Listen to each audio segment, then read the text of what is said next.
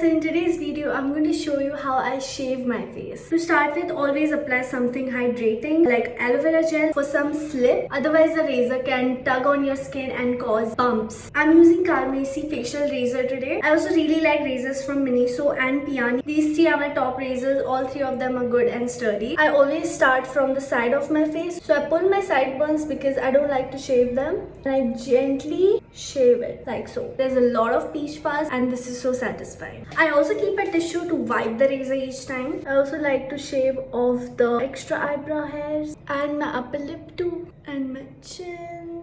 I love to shave my forehead as well. This is so satisfying. After you're done shaving, clean your razor, wash your face and apply some calming gel or a moisturizer. Now you must be wondering, Madhushri, why would you even shave your face? I love shaving because it gives me a clean canvas for my makeup application. There's no peach fuzz, so the foundation application is so smooth. It also makes my skin look smoother, clearer and brighter because shaving also exfoliates your skin. You also must be wondering, doesn't shaving cause the hair to grow back thicker? No, that's not true. The hair definitely grows back faster compared to threading or waxing, because in that case you're pulling the hair off the roots. For shaving, you're not pulling the hair, you're cutting the hair off the surface. That's the reason they grow back faster comparatively. Do they grow back thicker? No, they might appear thicker because all of them grow together. For waxing or threading, since the hair is removed from the roots, they grow back on their own time, but in both the cases, once your hair is fully grown back, they look the same. Read the description for more details.